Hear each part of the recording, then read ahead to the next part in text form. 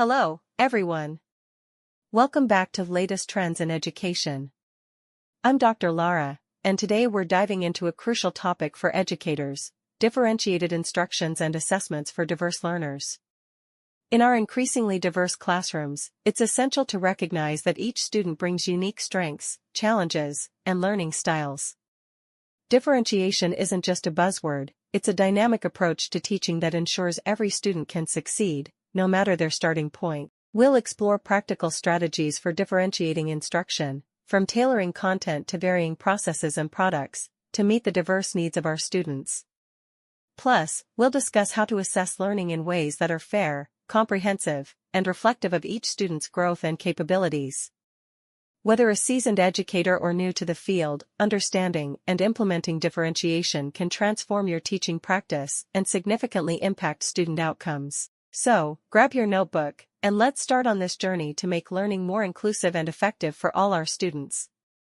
Our session will focus on three main objectives: individual differences. We'll discuss how students differ in terms of culture, learning styles, multiple intelligences, and interests, including those with learning difficulties and gifted students. Designing lessons. We'll explore how to create lessons, activities, and tiered assignments that foster cultural sensitivity, critical thinking, and cater to multiple intelligences and individual needs. Individualized Education Program (IEP) will cover the basics of developing and implementing effective IEPs to support students with special educational needs. By the end of this workshop, you'll have practical strategies to create a more inclusive and effective learning environment for all your students. Let's get started. Consider the comic strip above. Which animal do you think will surely pass the test given by their teacher? Do you consider this as a test that is fair or biased? In reality, when does it happen in class? Provide examples and reflect on this picture. Discussing individual differences of students in terms of culture, learning styles, multiple intelligences, and interests, including those with learning difficulties and gifted students. Some examples of cultural differences in student behavior: avoiding eye contact. When students avoid eye contact, it might be because, in their culture, direct eye contact with a teacher is considered disrespectful. Refusing to eat with peers. If a student refuses to eat with their peers, it could be that they are unaccustomed to eating with anyone other than family members due to cultural norms. Dietary restrictions. When a student refuses to eat specific kinds of foods or doesn't eat at all at certain times, it might be due to religious beliefs. Lack of cooperation in group work. If a student does not actively participate in group work or collaborate with peers on group assignments, it may be because group work is not commonly used by teachers in their culture, and they may see sharing information as giving away knowledge. Speaking loudly and overlapping speech. When a student speaks loudly and overlaps speech with others, it might be because they come from a classroom culture where freedom of speech is highly practiced and valued. Now, let's discuss students with different learning styles. Based on your experience and observations, list the characteristics of visual, auditory, and tactile/kinesthetic learners, and share your strategies for addressing these learning styles. Visual learners. Characteristics: learn best through seeing, e.g. diagrams, videos. Strategies: use graphic organizers, visual aids, and color-coded notes. Auditory learners. Characteristics: learn best through listening, e.g. lectures, discussions. Strategies: incorporate discussions, verbal explanations, and audio resources. Tactile/kinesthetic learners. Characteristics: learn best through doing, e.g. hands-on activities. Strategies: include role-playing, experiments, and interactive projects. Reflect on your students, list their characteristics, and share your techniques. Let's discuss how we can better support our diverse learners. Next, let's discuss multiple intelligences by Dr. Howard Gardner.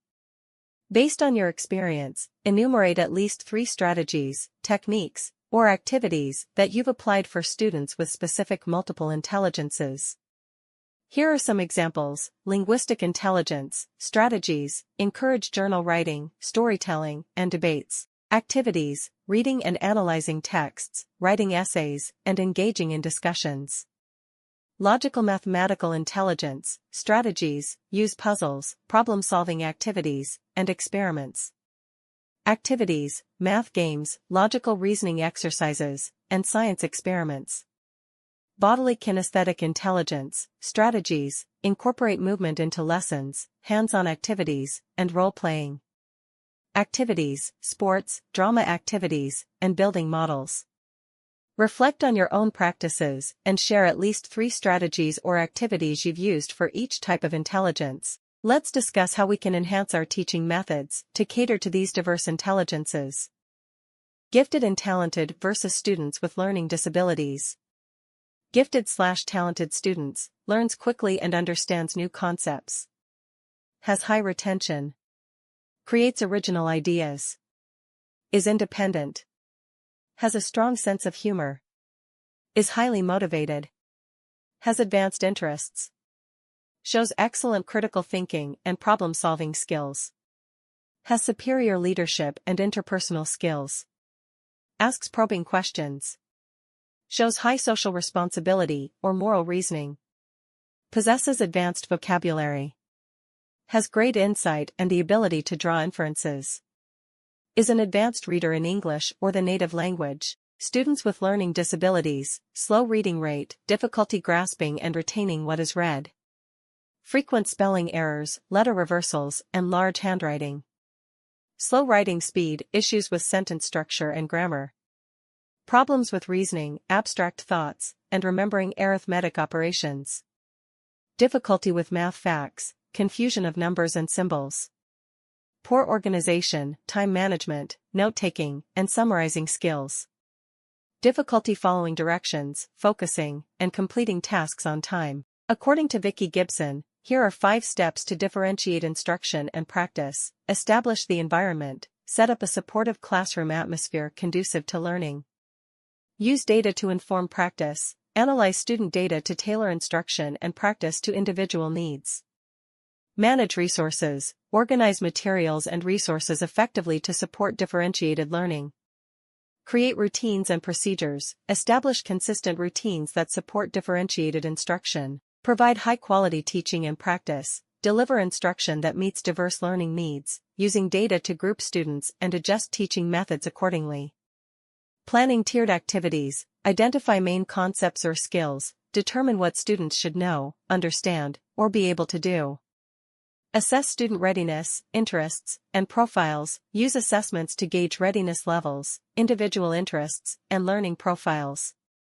Design on-level activity, create an engaging and challenging activity that encourages the use of specific skills for on-level learners. Adjust activities accordingly, modify the activity to accommodate students who are struggling, on-level, and highly able, ensuring all are appropriately challenged and supported. Techniques to meet all students' needs, use audio recorders for information delivery and assessments. Employ graphic organizers like flowcharts and concept maps. Allow highlighting of keywords and texts. Provide texts at appropriate reading levels. Tailor questions to match comprehension levels. Gather diverse materials, e.g. comics, articles. Utilize word walls for reference. Encourage diverse forms of expression, e.g. drawing, acting. Implement flexible grouping and peer tutoring. Use formative assessments, e.g. exit cards. Maintain learning logs and journals. Adjust assignment lengths and language complexity.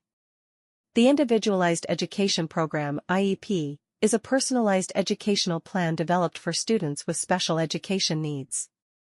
It is designed to address the unique learning requirements of each eligible student. Here are key components typically included in an IEP. Present level of performance describes the student's current academic achievement and functional performance levels. Annual goals and objectives specifies measurable goals and objectives tailored to the student's needs, outlining what they are expected to achieve within a set timeframe. Educational placement and setting specifies where the student will receive their education and the environment that best supports their learning needs. Related support and services describes the specialized services and supports, e.g. speech therapy, occupational therapy, the student requires to meet their educational goals. Regular progress monitoring outlines how progress towards goals will be measured and reported to ensure ongoing evaluation and adjustment of the educational plan. The IEP is developed collaboratively by educators, parents, or guardians, and other professionals involved in the student's education. Its goal is to provide a structured framework to ensure that students with special needs receive appropriate educational opportunities and support. Contents of IEP, Section 1, includes child's name, date of birth, grade, time frames for services, annual review, re-evaluation, and list of team members. Section 2, describes the child's current academic levels and skills. Section 3, sets annual goals, short-term objectives, and evaluation procedures. Section 4, outlines transition goals for post-high school life, if applicable, including vocational assessments and independent living plans. Section 5, details special education services, related services, like speech therapy or physical therapy, and educational placement. Section 6, specifies the amount of time spent in educational settings and the type of placement. Section 7, lists accommodations, program modifications, supports such as assistive technology, personnel training, and homeschool communication logs. Impacts, considering individual differences, tailors learning experiences to meet diverse student needs. Enhances engagement and understanding by addressing varying learning styles and abilities.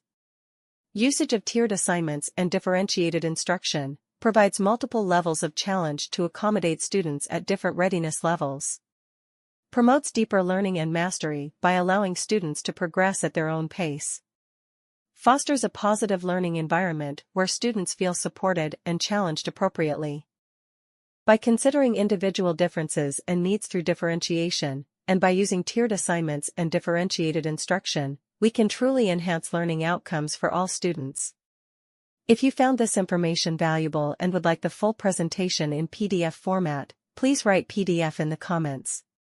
Remember, we have a vibrant community on LinkedIn called Latest Trends in Education where you can ask any questions you have. Whether I'm available or not, our community can assist you. We've tackled over 300 videos covering various teaching strategies and issues. Follow us on LinkedIn to stay updated.